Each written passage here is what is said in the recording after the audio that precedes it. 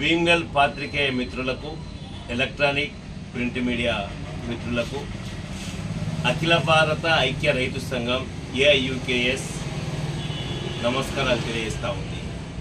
ఈరోజు AIUKS CPIML mass line సమిష్టిగా భీమ్గల్ మండల పరిధిలోని అటవీ ప్రాంతంలో తాళ్లపల్లి, గంగరాయి, అట్లాగే కొత్తపల్లి తండ, రహత్ నగర్, దేవక్కపేట, కారెపల్లి జీపీల్ని సందర్శించింది ప్రతినిధి బృందం.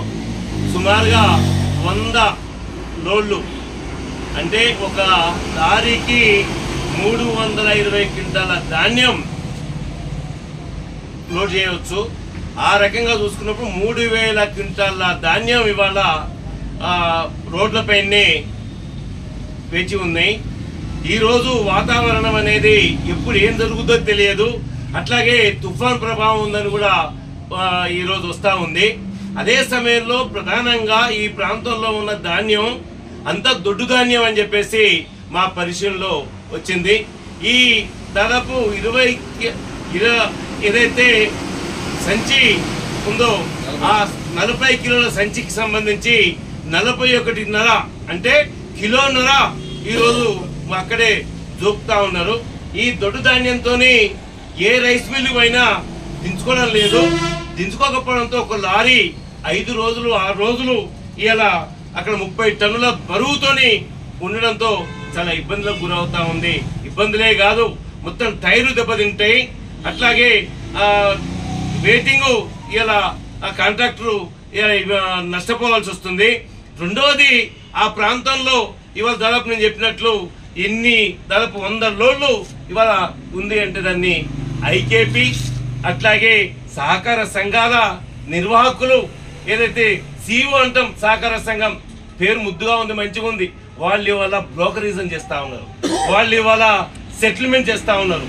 రైతాంగాన్ని అనుమతి లేకుండానే కొద్దిగా నల్లగా ఉన్నాయంటే లేదు, మేము దొడ్డు ధాన్యం వద్దంటే అదనంగా సంచికి 2 కిలోలు 3 కిలోలు అంటే క్వింటాలకు 5 కిలోలు అదనంగా రైస్ మిల్కి దోచిపెడుతున్నారు.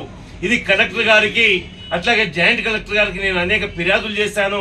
ఇంతకు ముందు కూడా ఇదే తాళ్లపల్లి, రహత్ నగర్ లారీలు బోధనలో ఉంటే మేము కలెక్టర్ గారి జోక్యంతో దించుకున్న విషయాన్ని, అది కూడా కలెక్టర్ భయంతోనైనా 2 కిలోలు తీసుకున్నాం మళ్ళీ అది కూడా.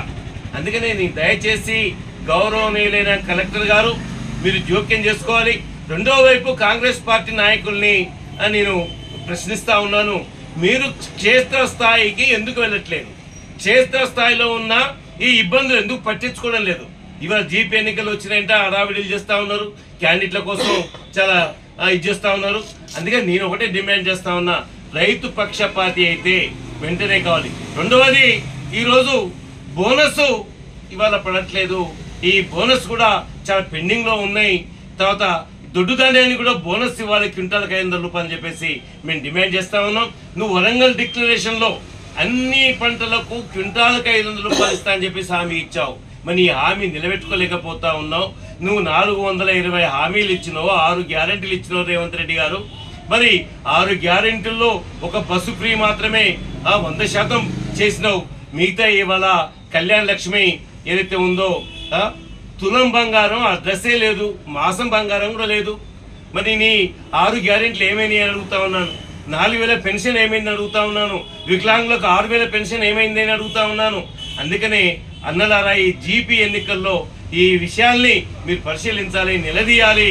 అట్లాగే ధాన్యాన్ని వెంటనే మీరు ఖాళీ చేయించకపోతే రైతు బాగా నష్టపోతాడు, గతంలో నష్టపోయాడు అని చెప్పేసి గుర్తు చేస్తూ తరుగు లేకుండా దొడ్డు ధాన్యాన్ని దించాలని చెప్పేసి మేము CPIML ప్రజాపంద మాస్ లైన్ అట్లాగే అఖిల భారత ఐక్య రైతు సంఘం సమిష్టిగా డిమాండ్ చేస్తా ఉంది. మేము పరిశీలన చేశాం. ఇవాళ మీరు ఎవరినైనా పంపించండి, మీకు కనబడతా ఉంది రోడ్ల మీద అని చెప్పేసి గుర్తు చేస్తా ఉన్నాను.